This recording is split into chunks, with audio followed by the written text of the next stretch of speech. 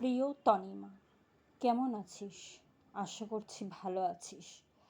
আজ প্রায় 4টি বছর পেরিয়ে গেছে, তুই সাথে নেই, কিংবা আমি তোকে সাথে রাখতে পারিনি।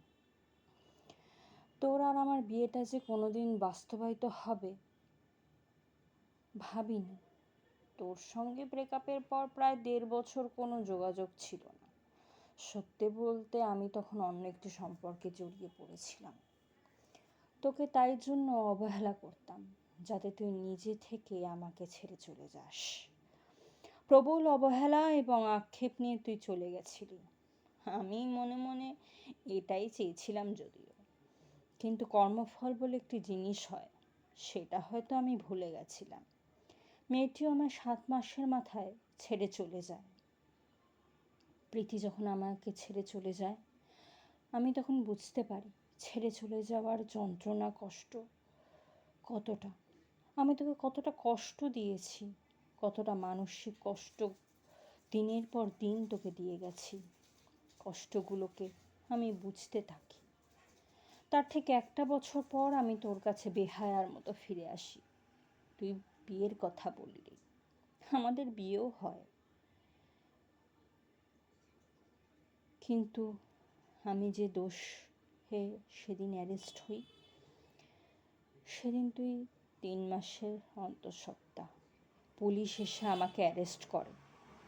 নিজেরই অফিসের ফিমেল কলিগ পায়েলকে নাকি আমি ধর্ষণ করেছি। ধর্ষণের অপরাধে আমাকে অ্যারেস্ট করে, কিন্তু আমি এই অপরাধটি করিনি। একটি মিথ্যে মামলায় আমায় ফাঁসানো হয়। যেহেতু এটা নন বেলেবল অফেন্স, আমাকে পুলিশ গ্রেফতার করে। পুলিশি হাজতবাস হয় আমার চাকরি থেকে আমায় সাসপেন্ড করা হয়। আমাকে বেকসুর খালাস করতে গোটা 1 বছর কেটে যায়। আমি যখন জেল থেকে বাড়ি ফিরি, প্রথমেই আমি তোর খবর নিতে তোর বাবার বাড়ি যাই। বাবা আমায় জানান যে আমি যেদিন অ্যারেস্ট হই সেদিন নাকি তোর মিসক্যারেজ হয়ে যায়। আমার আর তোর সন্তান এই পৃথিবীতে আসার আগেই মায়া ত্যাগ করে চলে গেল। তুই নাকি এখন সিমলাতে থাকিস, তোর মাসির বাড়ি। তোকে যে আমি অপরাধে এত কষ্ট দিয়েছি, সেটা হয়তো এই জন্মে আমি শতপূর্ণ করলেও তার কোনো ক্ষমা হবে না। হয়তো আজ আমি আইনের চোখে বেকসুর, কিন্তু তোর কাছে আমি চির অপরাধী। পায়েলকে আমি ধর্ষণ করিনি ঠিকই, কিন্তু পায়েলের সঙ্গে আমার একটা বিবাহ বহির্ভূত সম্পর্ক ছিল বৈকি। পায়েলের সঙ্গে আমার শারীরিক সম্পর্ক ছিল।